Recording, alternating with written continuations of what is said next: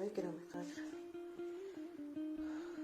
فطیره رو ما همیشه روغنش رو مالیده بریده در شکل همین کلچه پیچونده باز 1-2 ساعت دم میدهیم، بعد میپزیم.